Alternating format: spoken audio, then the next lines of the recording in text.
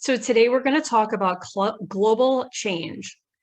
This is based on chapter 20 in the textbook, and we're going to have an emphasis on climate change. So the Earth has changed greatly over its 4.6 billion year history. And the changes can occur rapidly or slowly. They can occur in a cycle or be non-cyclic, or meaning that they don't repeat. They can be naturally occurring or caused by man. So the non-cyclic changes, we also could call it unidirectional, meaning they just go from one point and then they just go straight ahead. That's unidirectional, okay? They don't cycle back. So for example, the evolution of the Earth from its uniform molten mass to the layered planet that we have now, as we talked about very early in the semester, that happens due to differentiation of the Earth materials based on density, right? Where all the heavy stuff goes to the core, the lighter stuff rises up. That evolution is unidirectional. Okay, the Earth did not like cycle back into a uniform molten mass again. Also, the evolution of the Earth's atmosphere and the oceans, that is also unidirectional. And the evolution of life and mass extinction events, those are all unidirectional.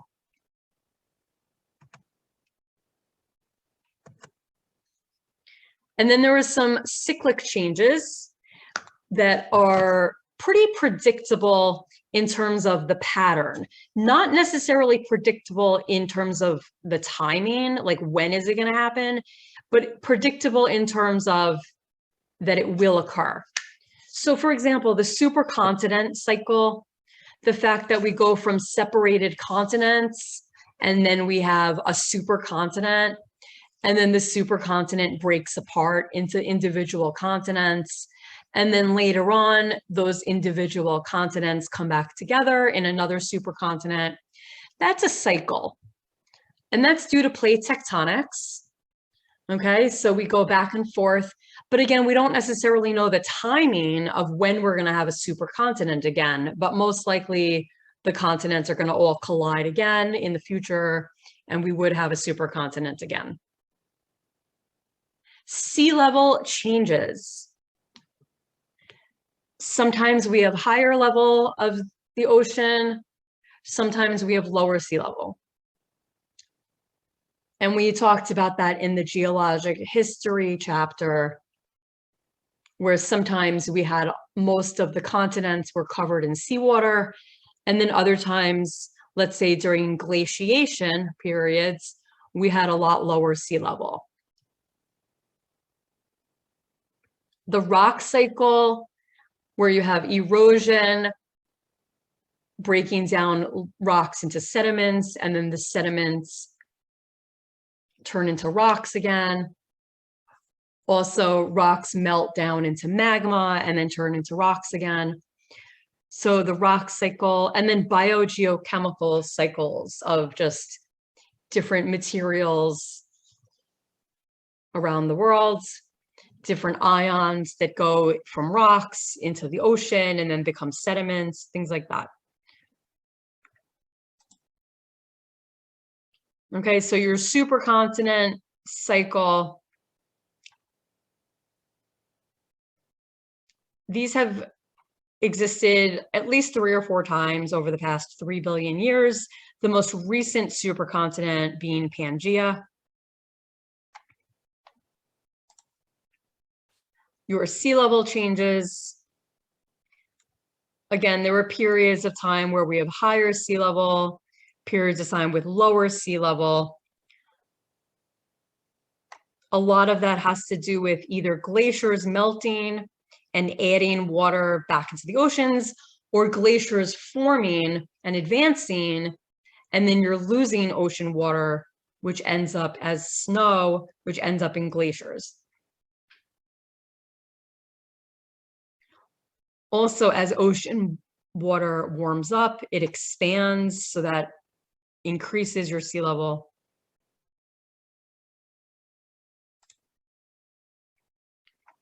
This is a graph that shows you global sea level fluctuations over millions of years. So this just shows you the sea level change.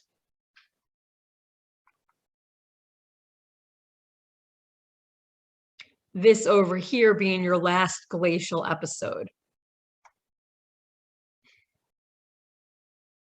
So sea level was lower during the glacial period.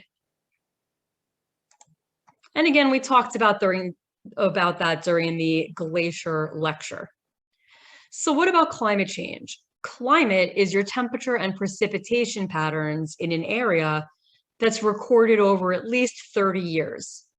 So it's not a short-term designation of climate. It's over at least 3 decades. You look at the patterns of climate and precipitation, and that is, temperature and precipitation. And that is the general climate of an area.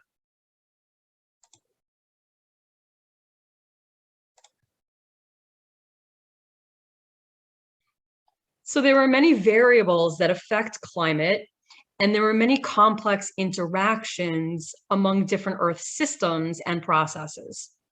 For example, we have something called albedo. Albedo is a measure of how reflective a surface is. So albedo can actually affect climate because a light-colored surface, like glacial ice, is light-colored. It reflects more sunlight. So that actually keeps the ice and the land cooler. Darker surfaces absorb sunlight and warm the surface. So as glacial ice melts, the Earth's surfaces like soil and rocks that are exposed after the ice melts, those are darker surfaces. So those absorb more sunlight and warm up. And then that causes more ice to melt because it's a darker surface.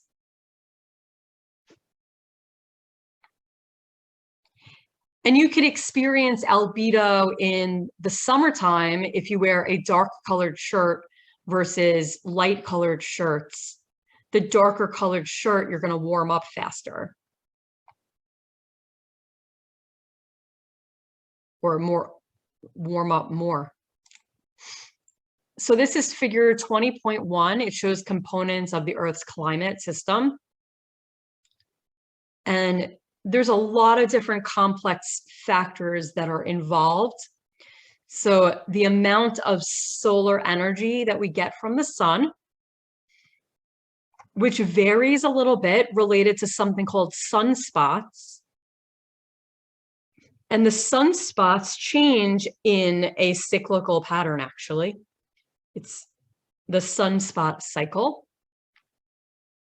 You have changes in how the atmosphere is circulating, the warm air versus cool air, amounts of cloud cover, the changes in the amount of ice-covered land, which affects your albedo. Human influences, for example, cutting down trees, then you have less photosynthesis and you're going to not have trees absorb as much CO2 from the atmosphere. So then CO2 that we are releasing into the atmosphere from burning fossil fuels continues to increase. Carbon dioxide is a greenhouse gas that allows the atmosphere to warm up. So you can see there are a lot of different variables involved. Over the past 4.6 billion years of Earth's history, climate has changed drastically. For example, global temperatures were warmer at some times, even at the higher latitudes where, like near the poles. So at those times, there was no polar ice or almost none. For example, that happened around 55.5 million years ago during a period of time between the Paleocene and the Eocene. So it was just a warmer period of time on Earth. And then during the ice ages, when there was widespread glaciation, the Earth was cooler. And then in between those cool periods of widespread glaciation, you had interglacial periods where it was warmer. So over Earth's long history, climate has definitely changed over time. Warming and cooling periods existed. So periods of Earth's history when the Earth was warmer and there's hardly any polar ice, we call those greenhouse Earth periods. When global climate is cool enough for polar ice to form, and sometimes even colder periods with widespread glaciation, we call that the icehouse Earth.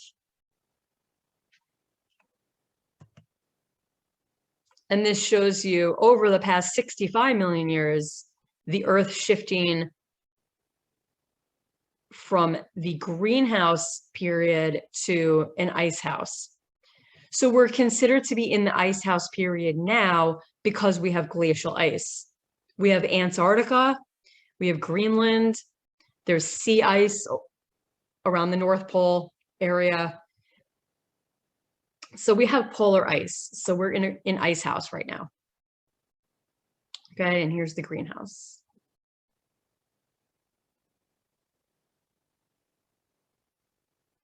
So again, we are currently in an icehouse period because we have permanent ice at the poles.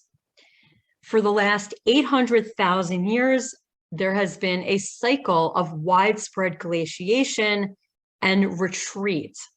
Retreat means that the glacial ice melts back and then is really just restricted to existing in the polar regions. And this widespread glaciation and then retreating of the glaciers has a cycle of about 100,000 years.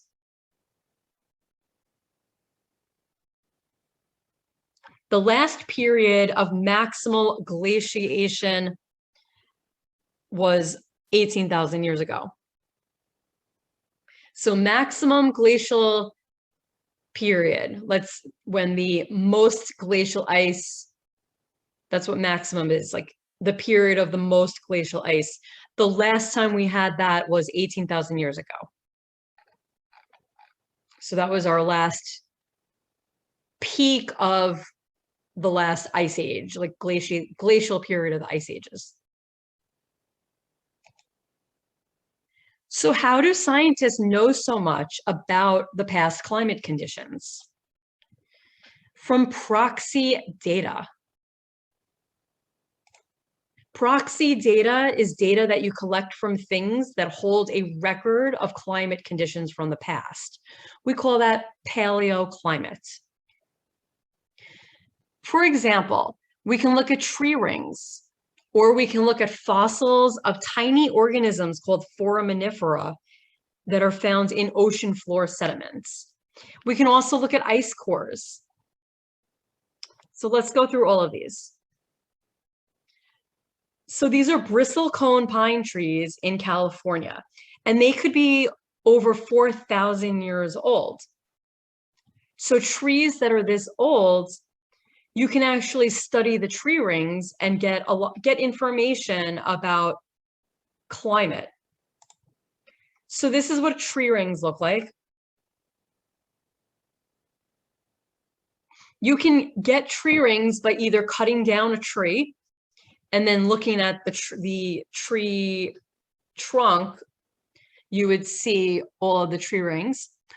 Or you can drill a hole into the side of a tree and you take a very thin core from the tree, and then you could look at the tree rings that way. So every year, trees will grow a new layer. And that's underneath their bark. Okay, so these rings here in the middle used to be when it was just a little sapling, a little tiny narrow tree. And these are its first rings that it grew. And then it grows outward ring by ring, one ring per year. Thicker tree rings indicate times of moisture and a longer growing season or warm years. Narrow tree rings suggest either a drought or cold years. So when you look here, you have wider tree rings, and then other times you have very narrow tree rings.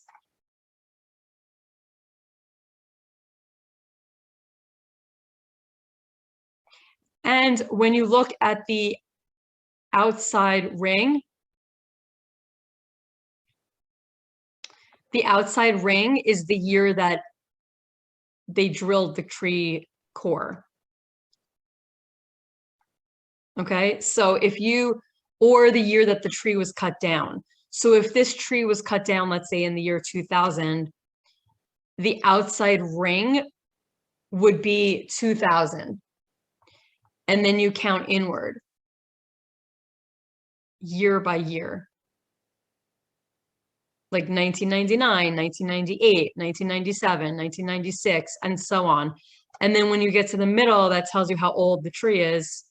And then you have chronology, where you could say, like, okay, in 1965, the tree ring was really wide, let's say, for example. I'm just making up what this year is here. But you'd say like, okay, so that may have been a year where it was moist and warm. So that's how you use tree rings. So then ocean sediments. Ocean sediments contain fossils of tiny single-celled organisms called foraminifera. And these are some pictures here of some foraminifera. Now, these are tiny, tiny organisms. So this picture is showing them really quite enlarged. And they're really interesting looking. They're very intricate, the patterns of their shells, right? Really intricate, and they're really tiny.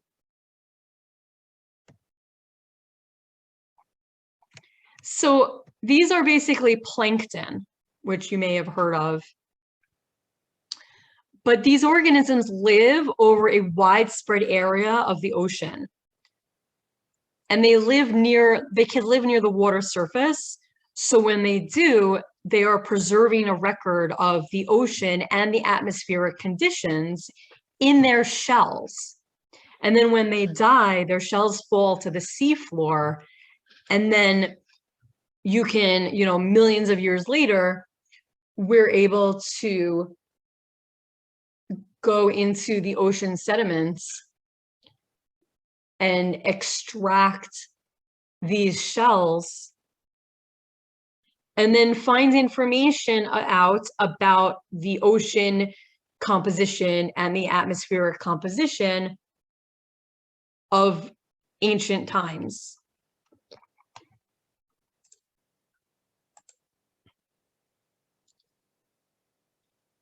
So, for example, we could study the ratio of oxygen isotopes from these fossils. And the isotopes include oxygen 16 and oxygen 18. And this is a major way of how scientists have been able to reconstruct the record of ancient temperatures. And I will explain how this works. So oxygen 16 is the most common isotope. And then 18 is the heavier isotope. And I'll explain why that's important.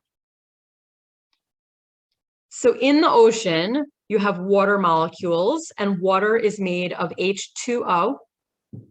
So it's hydrogen and oxygen.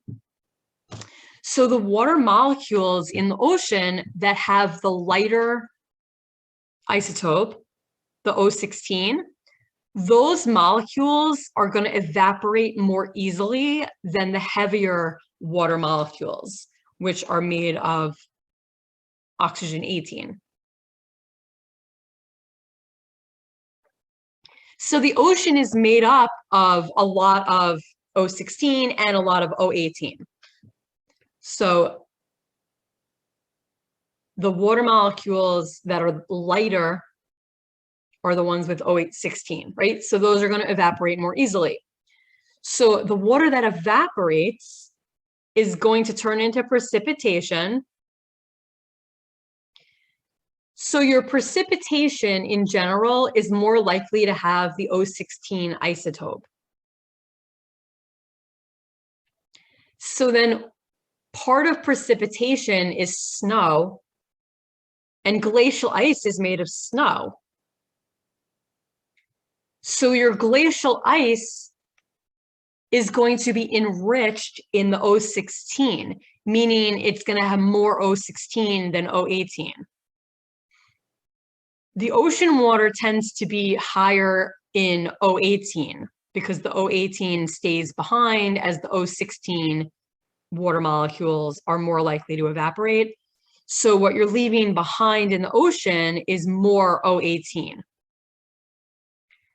Okay, so your snow is more likely to be O16 water. The ocean is more likely to be O18 water.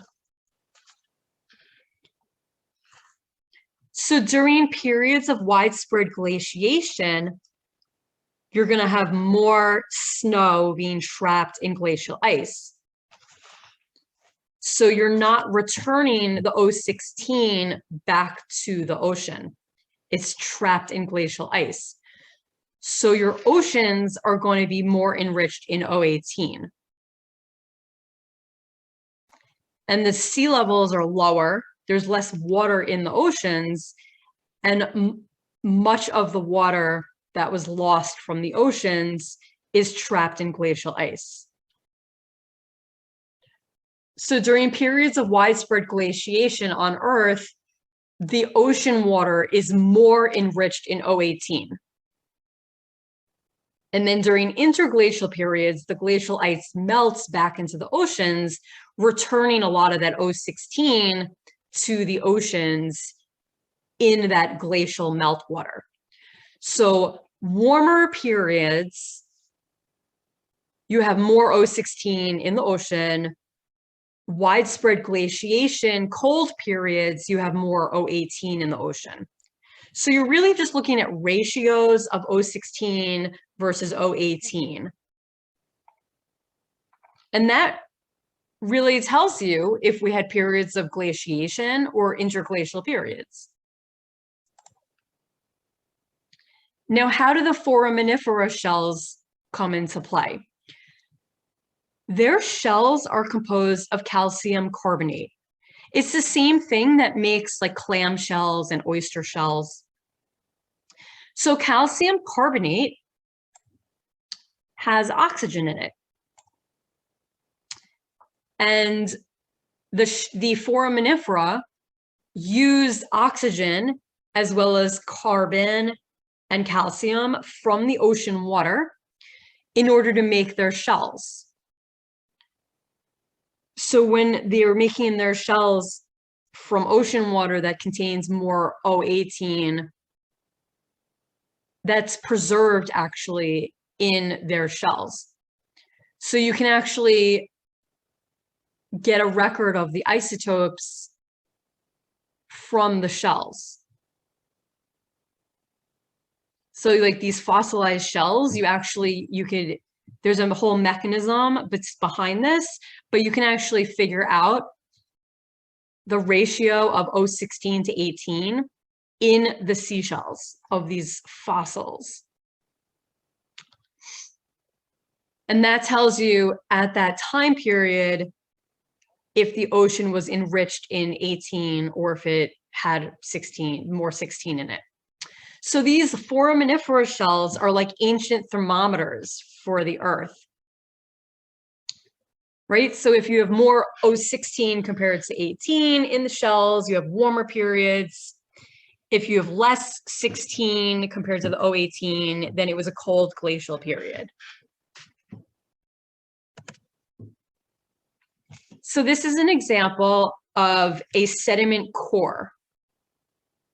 So a sediment core, it's kind of like if you were to take a layered cake, you know, a cake with a few different layers, if you were to stick a straw into the cake and then pull the straw out, you would probably have layers of the cake in the straw. It would have to be kind of a wide straw, not a really narrow straw. So you would be able to pull out the straw and see like the different layers of the cake. So what you do in the sediment, you drill into the sediment in the ocean floor and you pull up a core, which is like a tube full of sediment. And then what you're able to do is look at that sediment. And again, the base of the core would be the older sediments, and at the top is the younger. And then you would look for fossils of foraminifera. These are not to scale, by the way.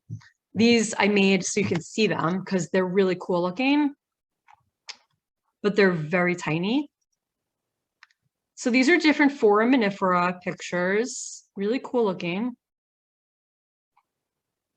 Okay, so you would take those out of the sediment and then you could test them for their oxygen isotopes.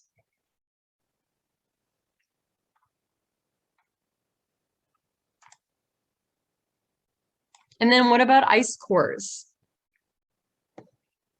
Ice cores can also be used as a proxy for paleoclimates.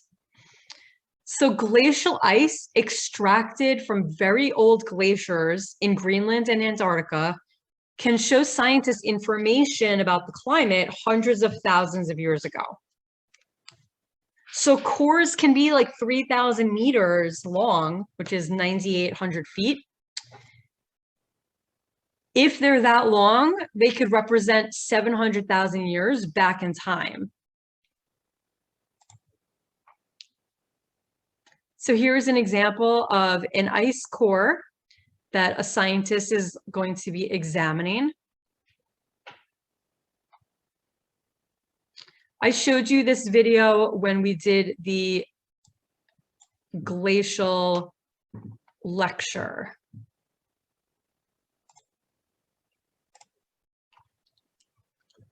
So this diagram is showing you an example of how you would get the core from the glacial ice.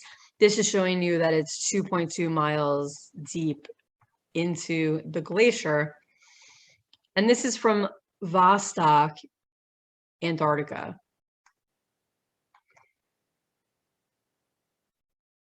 And this is a repository for glacial ice cores.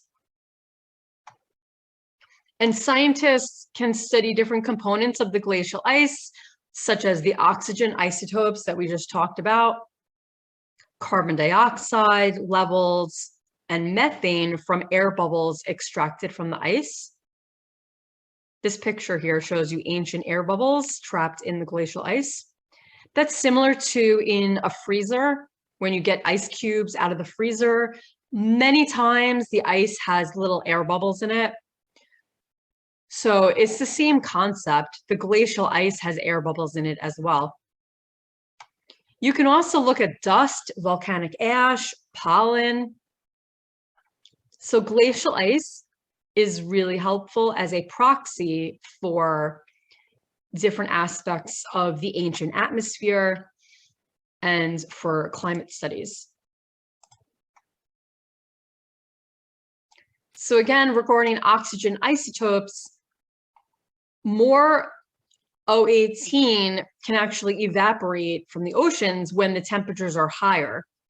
So precipitation contains more O18 when the Earth is warmer. And if there is glacial ice at the poles at the time, this would be seen in the snow and ice. So there are periods of time that we could get from the glacial ice. We can get information that the Earth was warmer. So this shows you the temperature variation and thousands of years before present.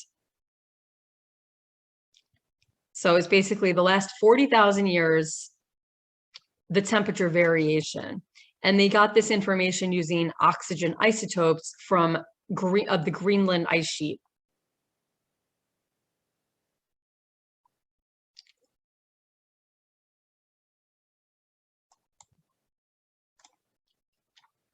So how have humans changed the planet?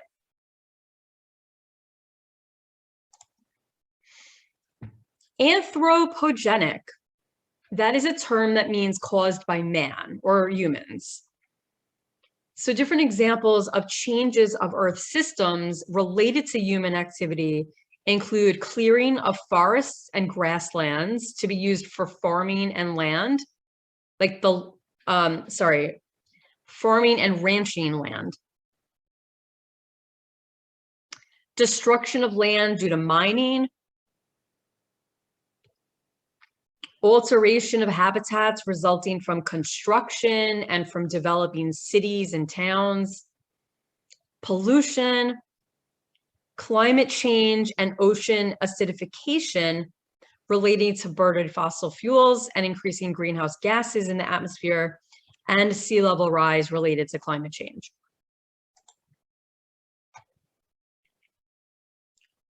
So examples of global changes that have resulted from human activities include climate change and ocean acidification related to increasing CO2 in the atmosphere.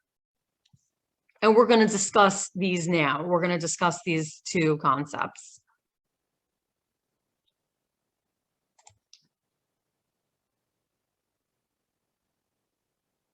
So climate change.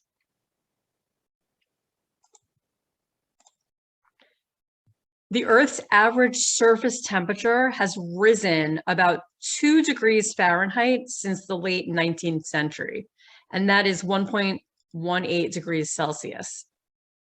Most of this warming occurred in the past 40 years, with the 7 most recent years being the warmest on record. And then the year 2016 and 2020 are tied for the warmest year on record. Now, because 2021 did not end yet, we don't have that information completely done yet. So after the year is over, each year, that's when you can finalize and update the record. But for now, 2016 and 2020 are tied for the warmest year on record. Now, keep in mind, on record just means from the period of time that people started taking record of temperatures. Okay, it does not mean that like millions of years ago, the Earth wasn't warmer. It was. There were periods of time that were warmer, more tropical. Okay, so this is just more recent record. So the temperature increase that we've been seeing is largely linked to increased carbon dioxide emissions from burning fossil fuels, and that is related to the Industrial Revolution. Also related to clearing forests, because if you clear a lot of forests, cutting down a lot of trees, you're losing that photosynthesis process that trees will use to take CO2 out of the atmosphere. So if you have fewer trees, you're not having as much photosynthesis removing CO2, and CO2 is going to continue to increase even more. So this data shows you from the Vostok Antarctica ice core. On the left, it shows you carbon dioxide increasing. That's parts per million by volume. And on this y-axis, you have temperature change. Temperature change is from the present day, which is when this core was extracted from the glacier, which was 1999. So in 1999, the temperature change was 0 because change just means above or below what it was then. So increasing temperature goes up and then decreasing temperature. So as you go from right to left, you're increasing in age. The upper parts of the graph are showing you warming periods. The lower parts of the graph are your cooler periods or your glacial periods when we had widespread glaciation. Now you see the red line is your carbon dioxide, your blue line is the temperature. And we can see that they vary together. Okay, temperature and carbon dioxide are varying together, at least for the past 420,000 years.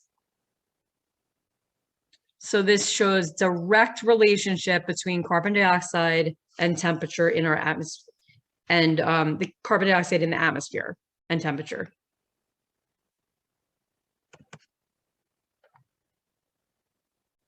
So why is CO2 related to global temperature? Because carbon dioxide is a greenhouse gas. The other main greenhouse gases are water vapor, methane, and nitrous oxide.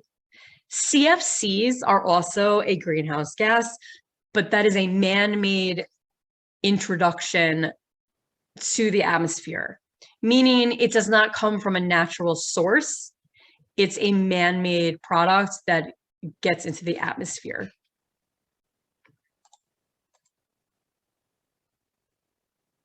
So the greenhouse effect is something that you can experience when you go into a vehicle that has been sitting outside in the sun. Inside the car is going to be warmer than the outside temperatures. Same thing with the greenhouse. Inside the greenhouse is going to be warmer than outside. That's because the sun's waves are going through the glass into the greenhouse or into the car. The air and all of the materials inside get warmed up by the sun. And then those materials radiate heat. Now, while the sun rays are short wavelength, they're able to go through glass. Heat waves, which is called infrared, those are a longer wavelength, and they're actually not really able to go through glass. So the heat waves get stuck and trapped inside the greenhouse. A little bit is shown leaving the greenhouse in this diagram, but a lot of it is not, and it's going back into the greenhouse because it's really just trapped. Same thing with the car. The heat is unable to go through the glass, so the heat gets trapped in the car. Inside the car can get extremely hot. So greenhouse gases act similarly to the glass in the car or the greenhouse, where they absorb some of the heat and trap that heat within the Earth's system, within the atmosphere, rather than allowing all the heat to escape back out to space. That is the warming of the Earth because of greenhouse gases. It's actually a natural process that happens that keeps the Earth warmer than it would otherwise be, but that is allowing the Earth to stay warm enough for life to exist. However, in recent times, people have been increasing the greenhouse gases, and we have been warming the Earth more than natural, okay? So we're enhancing the greenhouse effect more than what is natural. So this is just a little diagram. I guess it's a GIF or a little animation, and it just shows you the greenhouse effects.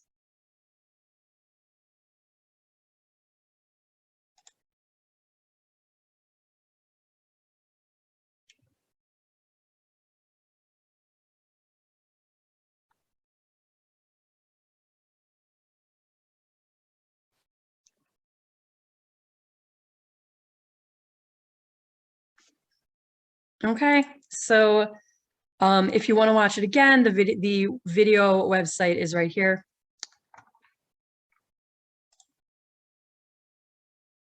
Okay, so again, the main problem now is that humans are enhancing the greenhouse effect because we're increasing the amounts of greenhouse gases in the atmosphere.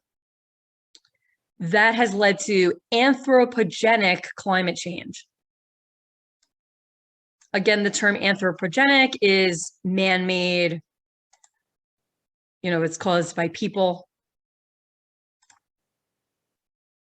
So since the beginning of the Industrial Revolution in the mid-1700s, humans have caused a great increase in levels of greenhouse gases in the atmosphere. Mainly that's from burning fossil fuels. Fossil fuels include oil, gas, natural gas, and coal. Okay, so we could add that here.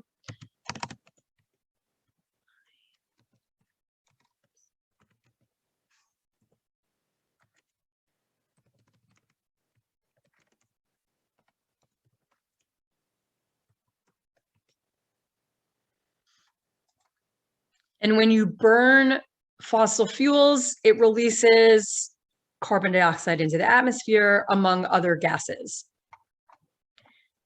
So we can see that average atmospheric concentration of CO2 increased since the mid-1700s, and that the average temperature of the atmosphere has also increased within that same time frame.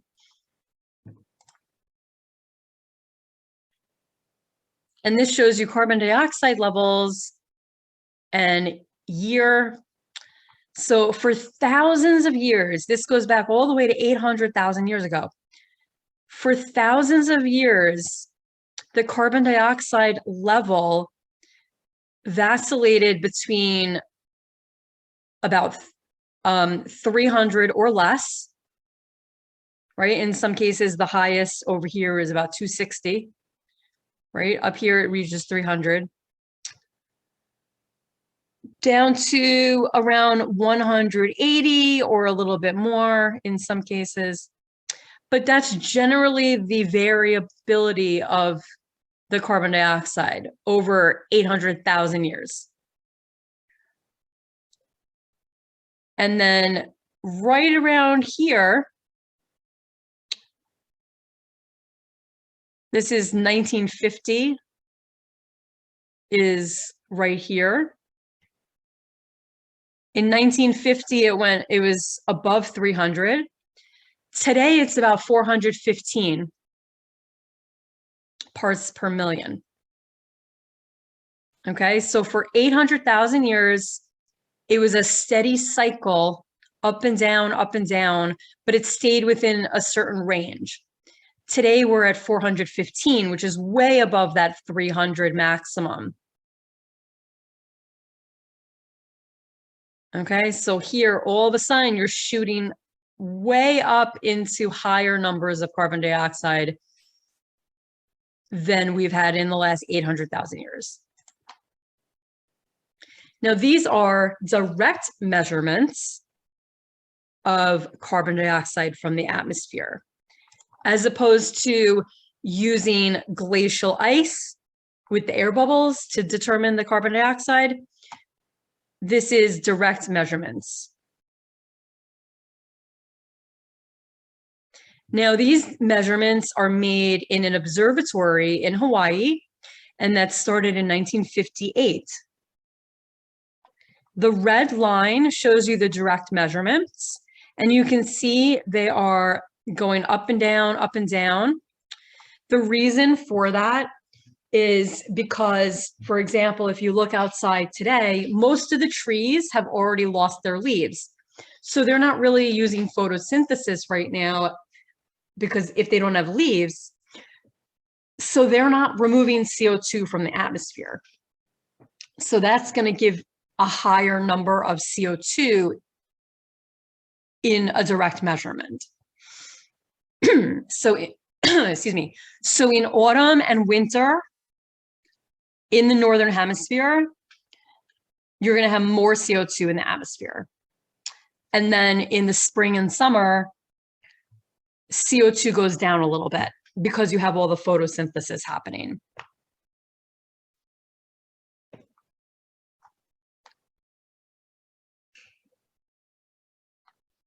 So that's what this variation is, up and down, up and down.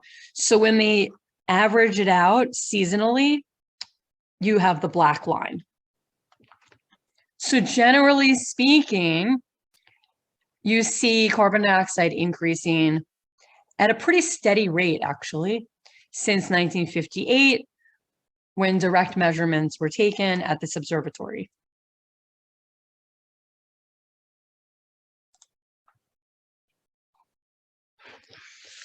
Okay, so again, measuring the CO2 from the air bubbles in ancient glacial ice, researchers discovered that CO2 in 1750 was only about 280 parts per million. CO2 in the atmosphere has been steadily climbing since the first direct measurements in 1958. In 1958, the carbon dioxide was about 315 parts per million. In 2010, it had risen to 390. So here we have carbon dioxide and the year, and this is from the air bubbles, right? So this is really the same as this. These go together. We can move that back. Okay, and then you see it going all the way up. And in the year 2015, we reached 400. And again, now, today, we're about 415.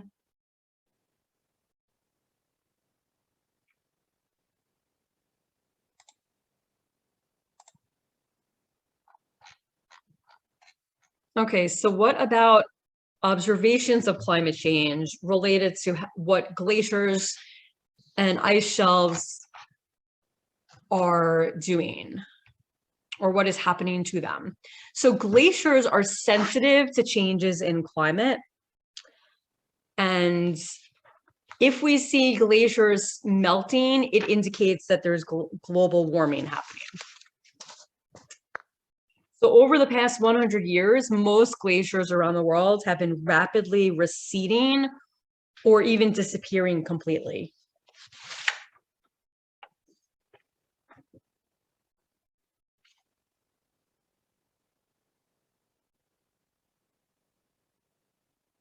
So besides the glaciers and ice shelves melting, we also have increases in vegetation in higher latitudes. So this is the Larsen B ice shelf. And it's in Antarctica. And you had pieces of it break off.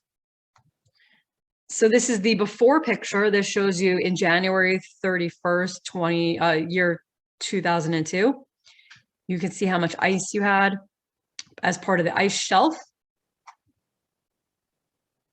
And then here you have the melting that occurred, a vast amount of melting.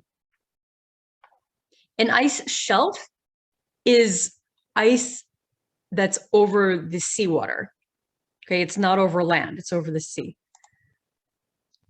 And this shows you the extent of that ice shelf in 1993. This shows you in 2002 in January, and then this is the ice in 2002 in March.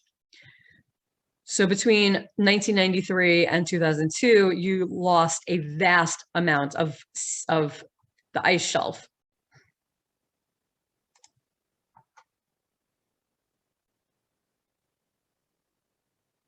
Now this shows you in the northern region, in the Arctic Ocean. So in the winter, the sea ice, which is just the seawater, is frozen. NP stands for North Pole. So this is the sea ice that you had in the Arctic Ocean in the winter. In the summer, a portion of it melts. So this map shows the extent of the sea ice in early September in 2016. So that's the end of the summer, compared to the average extent of the same period of time, but 1981 to 2010. So between 1981 and 2010, this was the extent of the sea ice at the end of the summer. And then in 2016, this is the extent of the sea ice at the end of the summer. And then these little tiny pieces right here. And then whatever sea ice does not melt during the summer is thinner now than it used to be. And then this shows you also that the trend in the area is that you're losing sea ice.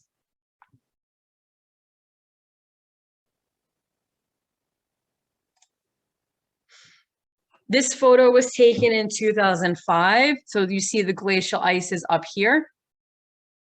That's the end of the glacial ice in 2005. And this plaque shows you in 1992. That's showing you where the glacial ice was in 1992. So that's a rate of retreat of 2 to 3 meters per year.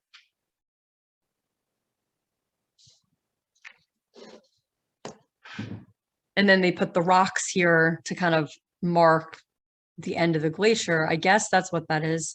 I'm not really sure exactly what those rocks are, but that's what it looks like.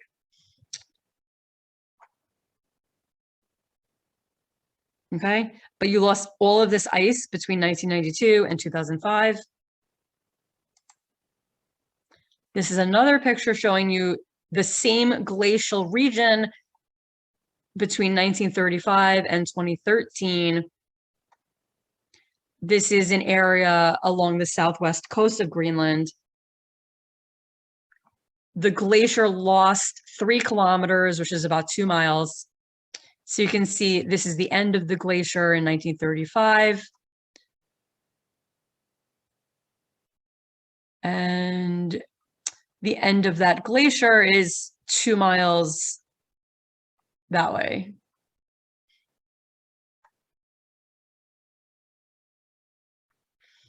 And this is another glacier. This is 1941. This is the same spot taken in 2004. So you can see all the way back here in this valley is glacial ice, and this is all just liquid water. Whereas in this picture, it's all glacial ice. And this shows you in the northern region of the Northern Hemisphere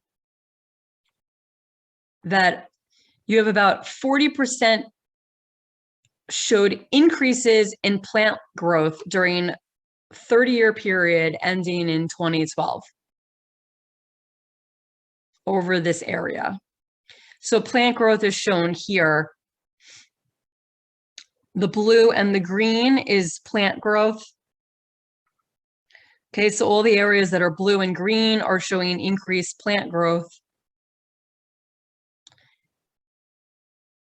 So you see a change in the amount of plants that are able to grow because of global warming. Then we have ocean acidification.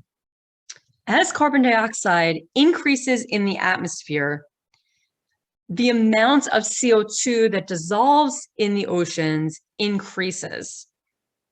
So the oceans absorb about 30% of the CO2 that is released into the atmosphere. So not only is CO2 increasing in the atmosphere, but the CO2 is also increasing in the oceans. So when carbon dioxide dissolves in water, it forms carbonic acid. So the more CO2 absorbed by the ocean water, the more carbonic acid is formed. Thus, the ocean becomes more acidic. One of the problems with that is that seashells from organisms that live in the ocean Also skeletons, like a coral skeleton, and seashells of plankton like foraminifera, and mollusks like clams and oysters. All of those shells are made of calcium carbonate. Calcium carbonate is a mineral that dissolves in acid. Okay, it's the mineral calcite. And calcite dissolves when it comes in contact with acid. So if the ocean water becomes more acidic, over time, it's going to harm organisms that have their shells made of calcium carbonate. Okay, so many aquatic species use the carbonate ions to make their shells and skeletons. That CO3, which is part of the calcium carbonate, the CO3 combines with H plus from carbonic acid. So carbonic acid has H in it, right? The hydrogen. So that becomes H plus.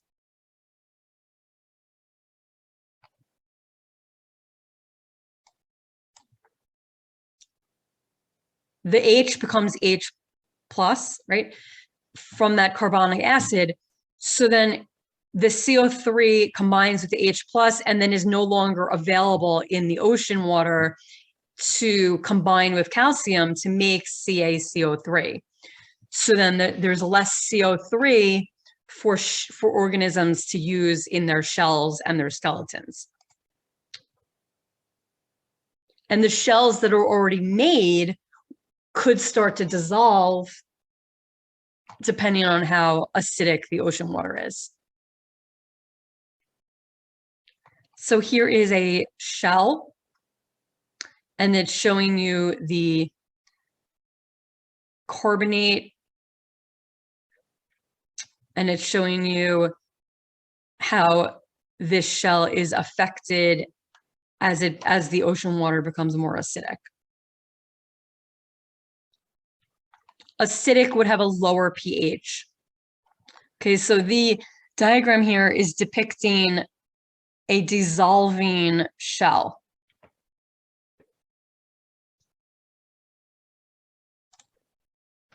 This is a little bit of a better picture, I think. Shows a little better.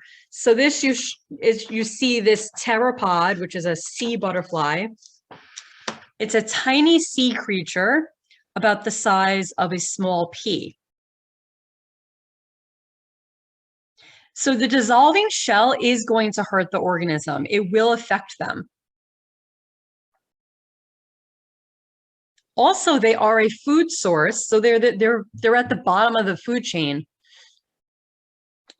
So here are some photos of the shell dissolving over 45 days when placed in seawater with the pH and carbonate levels projected for the year 2100. So scientists figured out a prediction of what the ocean pH would be in the year 2100. And they put these pteropod shells in water of that pH to see what would happen. So after 45 days, the shell is completely deformed, or it's quite deformed, and it's been dissolved quite a bit. So that could definitely hurt the organisms.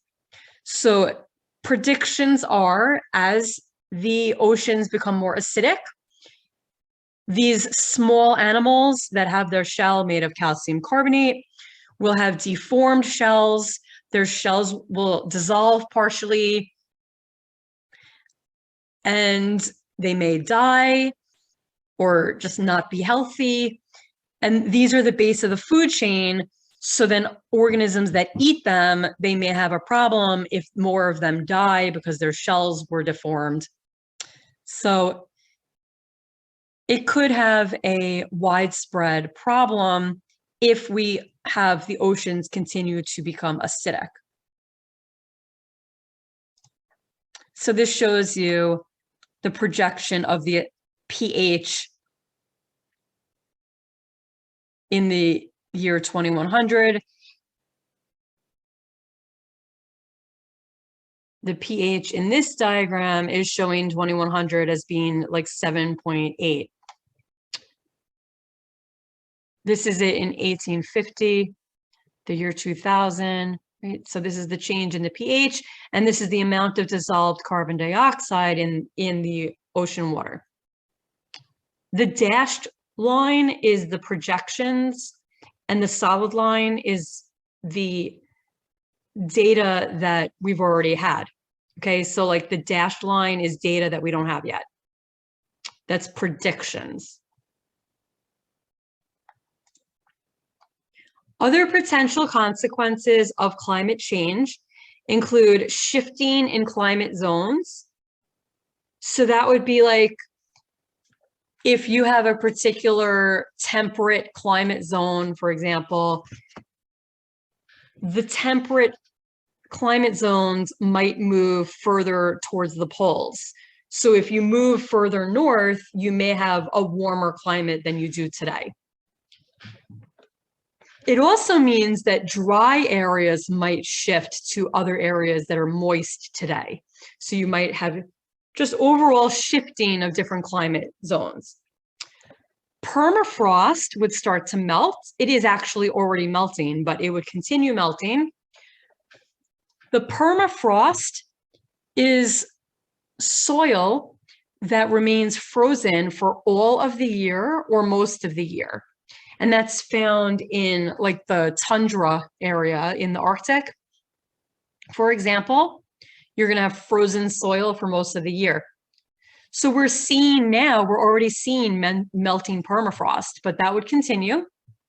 We would continue having rises in sea level. Storms would be stronger with more precipitation. Increases in drought and wildfires. And then at this link here, you can see more information about that. So here is the website. It's from NASA, and you could go down this list here. The evidence for global climate change, causes, effects, scientific consensus, vital signs, questions. So we're looking at effects. So you scroll down and it has all this information. Temperatures will continue to rise. Growing seasons will lengthen. Changes in precipitation patterns. More drought and heat waves. Hurricanes will become stronger and more intense. Sea level rise. The Arctic is likely to become ice-free in the summer before mid-century. And then you could see more information about the different regional effects, like the Northeast, heat waves, heavy downpours, sea level rise. And then you go back here and it shows you evidence, right? You can look at all these. Take a look at that website. There's a lot of information there. Causes, right? Take a look at these things. And you have the link right here in the lecture. Okay, that brings us to the end of the global change lecture.